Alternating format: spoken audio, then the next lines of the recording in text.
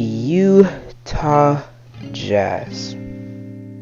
I have them being the 3 seed, going 52-30 on the season. And yeah, let's start it off with their starting lineup. It's probably going to look something like Mike Conley, Donovan Mitchell, Royce O'Neal, Bojan Bogdanovic, and Rudy Gobert. Literally the same team as last year. I don't think they even changed anything. They signed Rudy Gay, and they might start him over Royce O'Neal, but that's really the main change they made. Did they get Paul Millsap, or did the Nets get him? I'm starting to forget. Did the Nets get Paul Millsap or the Jazz? I forgot, but one of those teams got Paul Millsap. And if it's the Jazz, then that's a change, I guess. If it's the Nets, then that's irrelevant to this video. There's not much to talk about the Jazz. Like, the Jazz are one of the most boring teams to talk about in the league. Especially okay, let me stop. Let me stop roasting the Jazz.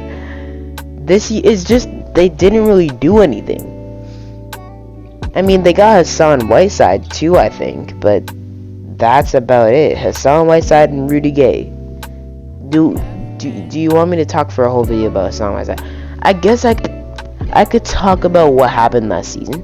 So, in the playoffs, they lost the Clippers in like 6 or 7 games because Rudy Gobert couldn't play defense on the 5-out lineup that the Clippers had, and Terry Stotts, was it Terry Stotts? No, Quinn Snyder. Terry Stotts is for the Blazers, or he was for the Blazers.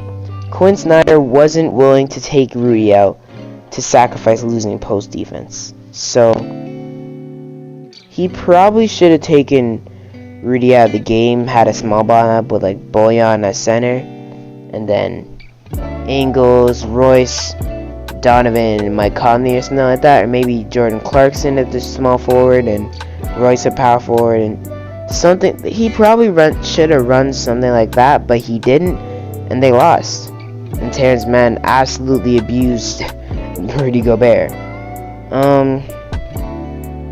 But yeah, they were the 1st seed last year, their best year so far. Jordan Clarkson did win 6th Man of the Year, and they had a good year. Donovan Mitchell, though, still wasn't able to get his team past the 2nd round. I do want this team to win, because Donovan Mitchell is one of my favorite players in the league. But it's just, I don't know if they're that good. I really don't know if they're that good.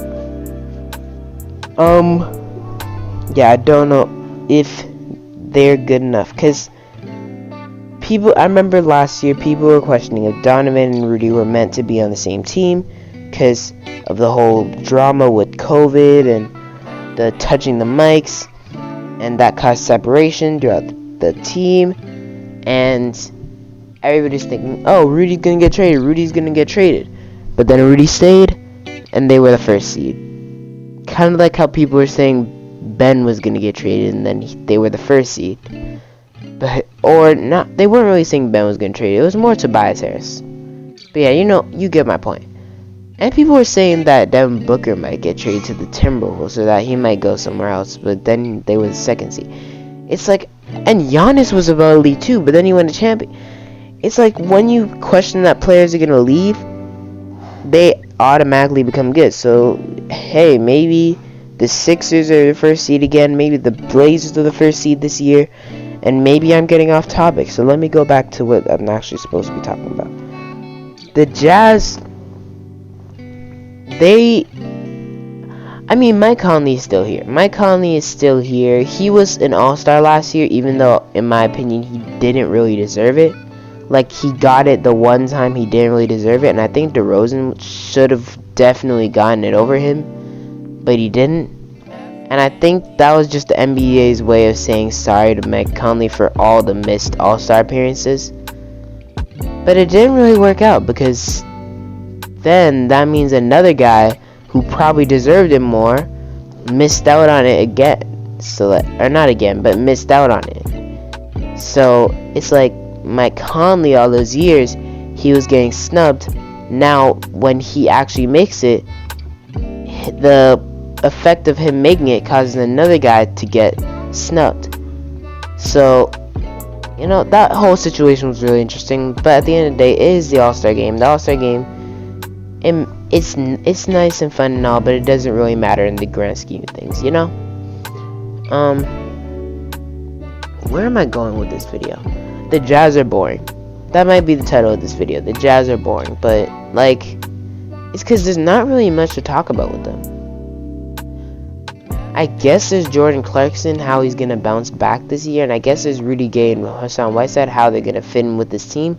They did lose Derek Favors, which is an interesting thing. They replaced him, though, with Hassan Whiteside. Now, Whiteside is going to be running the backup center for them. And it's kind of funny how all these centers, like well, not really Rudy, but Whiteside and Embiid and Drummond all used to fight, and now they're all teaming up. It'd be funny if, like, Dwight teamed up with Cat or something. That would be hilarious, but that's probably not happening, because Dwight wouldn't go to the Timberwolves in his last few years of his career when he's getting old and about to retire.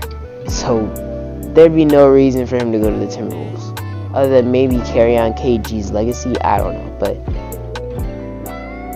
at the end of the day, the Jazz are really just a boring team. There's not much to talk about with them. So I think that's where I end it. If you enjoyed, like, subscribe, share, comment down below tips or topics you have for me to talk about on this channel. That'll be it for me today. I'll see you guys next time. I'm out. Peace.